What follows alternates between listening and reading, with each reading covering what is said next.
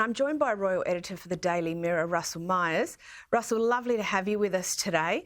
Now, the Mirror's reported this week that Meghan Markle's salary for Suits and how, after all this time, she's still making money off it. Well, isn't she just? I mean, what a gig to have had for her. I mean, we all remember when Meghan Markle burst onto the scene as Rachel Zane in the smash hit TV series Suits.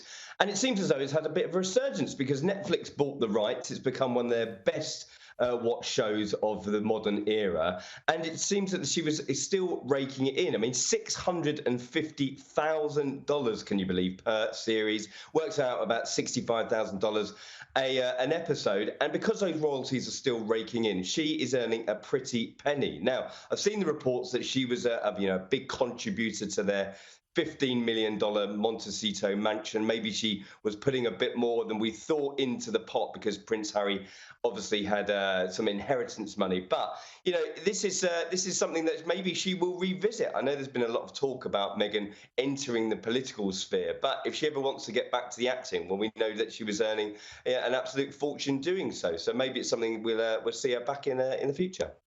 Good on her, quite frankly. But I love this next story. William and Kate were recently out on date night, but the location was a little unusual. Well, it was. I mean, where do you go on a date night if you are two sort of, working parents trying to get away from the kids? Do you go to the movies? Do you go to a restaurant? Well, it seems that William and Kate went to an auction house, and it was just down the road from their Windsor house. They're living in Adelaide Cottage, just in the shadow of Windsor Castle these days. And an auction house called Druitt's, which is auctioning some of the belongings of a guy called Robert Kime. And Robert Kime, if you don't know who he was a decorator for King Charles at his residences, such as Clarence House. He has amassed an absolute treasure trove of belongings. About $3 million was auctioned off, and William and Kate was seen sort of picking through some of the nice lots there, some pictures, some vases.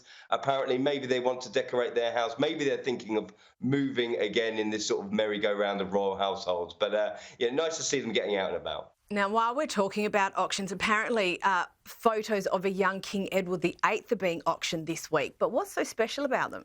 Well, fascinating. I mean, people love going down sort of a trip down memory lane. And Edward VIII, if you remember, the king that abdicated, pictures have come from 1919. Look at these images taken from a girlfriend at the time, Freda Dudley Ward, when he was just Prince of Wales. Now, this lot has been put up for about $3,000. I think they're going to go for an awful lot more than that, because when you look at royal history, it's very, very rare that lots come up like this. And the fact that Edward VIII, who was then Prince of Wales, became king after his father George V died. Fascinating insight into royal history. And when these sort of pieces come up, they're very, very rare to find. So I'll be keeping a watchful eye on this. Maybe we even will see William and Kate down there going through the lots. You never know. And there was a great piece in Tatler this week about the history of the Princess Royal title. Now, can you tell us what's this about and who's likely to get it next? Well, a fascinating insight, again, into what sort of will be at play with royal titles. And a Princess Royal title is one of those that is bestowed upon a woman of the royal family. Fascinatingly, there's only been 8 since 1642, can you believe? Of course, Princess Anne has held it since 1987. And I think that if Princess Charlotte is going to have a front and centre role in the royal family, which of course we do think she is, we've seen her on royal engagements, keeping her brothers in check. If you remember at the late Queen's Platinum Jubilee, the coronation, telling Louis to behave himself or where Prince George should bow and so forth.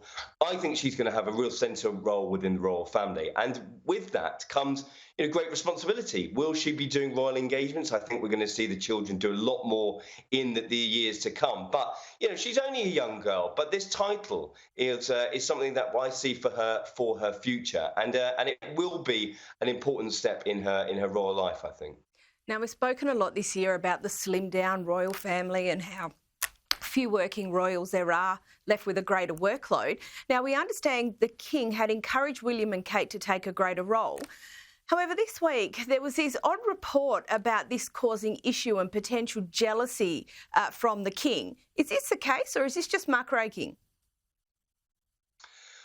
Well, it's interesting, when these topics come up about the sort of jealousy within the royal household, is there sort of a positioning for getting the best roles? That was certainly sort of Harry and Meghan's undoing, wasn't it? They were trying to work on issues and causes that members of the royal family had almost sort of sidelined for themselves. Now, I think that it's much more of a team effort in this day and age, because there's not a lot of them. We saw Princess Anne recently in an interview saying, there's not many of us left because of the slimmed down monarchy. I mean, there's 7 out of the 11 working royals are over the age of 70. But what does it mean for William and Kate? Certainly, I think that we would have expected to see more from William and Kate, whether that was international travel, foreign tours. We haven't seen them on a foreign tour since this March of 2022.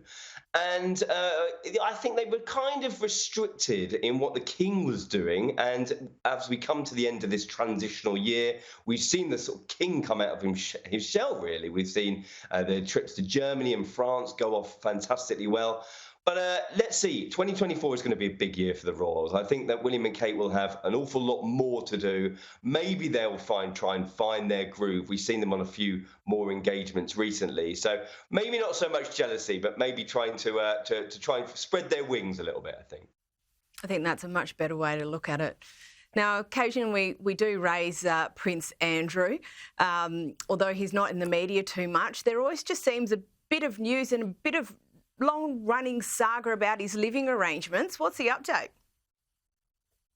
Well, you're right. I mean, a man who is sort of persona non grata, sort of put out to exile, but he is always at the front and centre of royal business behind the scenes. And that is because he's still jostling for position, can you believe it? I mean, he was sort of put out to pasture owing to his disgraceful BBC Newsnight interview, the relationship exposed with the late paedophile Jeffrey Epstein. And so despite saying that he'd done nothing wrong and paying Virginia Giuffre about $15 million to not have a court case come to fruition, he's still trying to sort of try and find a role for himself within the royal family, and that includes where he's going to live. Now, the king, if you remember, said that he didn't necessarily want him to live in Royal Lodge anymore. It's a 30-room mansion on the royal estate. He can ill afford to keep a roof over his head there.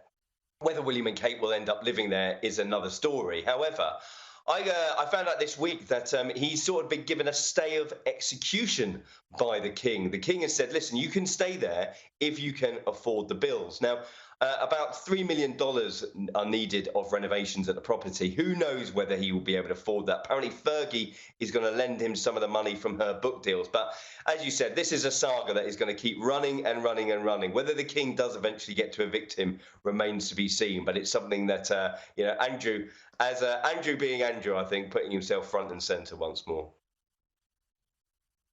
Now, one last thing I want to talk to you about is royal correspondent Nicholas Witchell is retiring. Understand him and the king aren't on the greatest of terms. Now, I know as a journalist you're not meant to make yourself the story, but you are a royal editor. How hard is it for you to walk that line between reporting objectively on the royals and maintaining enough of a relationship with the palace?